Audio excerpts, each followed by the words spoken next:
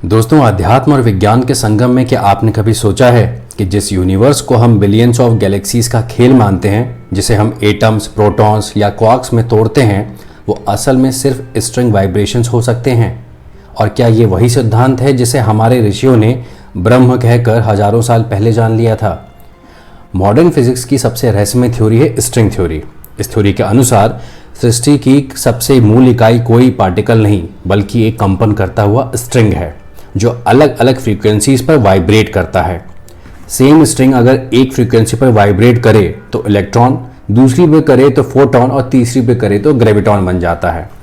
अब ध्यान से सुनिए, उपनिषद कहता है सर्वम खलविदम ब्रह्म, यह संपूर्ण जगत ही ब्रह्म है। और फिर कहता है तत्वमसि, तू वही है। ब्रह्म का अर्थ है वो अनदेखी निराकार चेतना जो सब कुछ में है और किसी चीज से बंधी नहीं है। वो ना पुरुष है, ना स्त्री, ना कोई रूप, ना कोई रंग।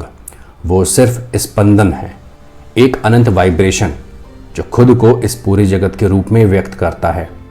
क्या ये स्ट्रिंग थ्योरी की भाषा में कहा जाए तो ब्रह्म वो अल्टीमेट स्ट्रिंग फील्ड है जिसकी इन्फाइनाइट फ्रीक्वेंसीज ये ब्रह्मांड बनाती हैं। हर तारा, हर ग्रह, हर जीवन केवल उसकी एक लहर है। स्ट्रिंग थ्योरी ये भी कहती है कि इन स्ट्रिंग्स का प्ले सिर्फ हमारे 3 डायमेंशनल स्पेस में नहीं बल्कि 10 से 11 डायमेंशंस में होता है जो हमें दिखाई भी नहीं देते। क्या यही है माया जिसे हम स्थूल समझते हैं? वो असल में सूक्ष्म तरंगों का खेल है। और याद रखिए, उपनिषदों में कहा गया है एको हम बहुश्याम, मैं एक हूँ अनेक हो जाऊँ। स्ट्रिंग थ्योरी कहती है one fundamental energy vibrates in many ways and appears as multiplicity. तो क्या विज्ञान अब उसी सत्य को खोज रहा है जिसे हमारे ऋषियों ने हजारों साल पहले भीतर जाकर देखा था, ध्यान में? क्या ये स्ट्रिंग थ्योरी वही अद्वैत है जिसमें अहम ब्रह्मास्मि सिर्फ एक ज्ञान नहीं बल्कि रियलिटी की सबसे गहरी पहचान है? दोस्तों, फ्रिट्जॉफ कैपरा ने अपनी पुस्तक द टाओ ऑफ फिजिक्स में लिखा है कि जब उन्होंने क्वांटम भौतिकी और वैदिक दर्शन के बीच गहरे साम्य को समझा और इसे हाइजेनबर्ग से साझा किया तो हाइजेनबर्ग ने उत्तर दिया कि मैं आपसे पूर्णतः सहमत हूँ। कैपरा के अनुसार हाइजेनबर्ग ने स्वयं 1920 के दशक में भारत यात्रा की थी जहां उन्होंने भारतीय दार्शनिकों के साथ संवाद किया था, स्पेसिफिकली रविंद्रनाथ टैगोर जी से।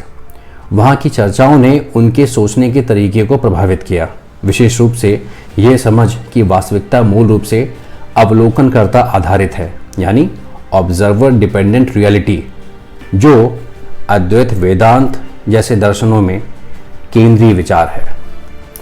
प्रोफेसर अशोक सेन भारत के प्रख्यात थियोरेटिकल फिजिसिस्ट और स्ट्रिंग थ्योरी के विशेषज्ञ, उनका कहना था स्ट्रिंग थ्योरी में मूल रूप से हर वस्तु एक ही प्रकार की स्पंदनशील स्ट्रिंग है।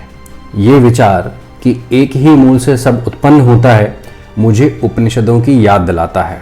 इसी तरह कार्ल जंग, स्विस मनोविश्लेषक जिन्होंने चेतना और अचेतन के गहरे स्तरों को खोजा, उनका कहना था कि हम सभी एक ही सामूहिक अचेतन से जुड़े हैं, जैसे कोई ब्रह्म चेतना।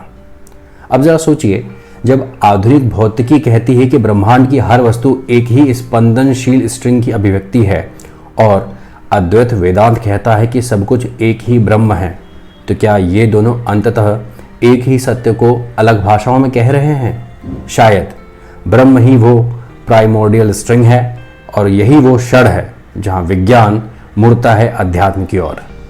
शायद विज्ञान अब ब्रह्म की स्पंदनात्मक लीला को समझने की कोशिश कर रहा है, वो लीला जो न कभी शुरू हुई थी और ना कभी खत्म होगी। Vibration is not just science, it's the soul of the cosmos, और शायद वही है ब्रह्म। दोस्तों, कमेंट करके ज़रूर बताएं कि ये इन्फॉर्मेशन आपको कैसे लगी और आगे भी शेयर करें। Must follow, subscribe and do like, comment and share. Her her Mahadev.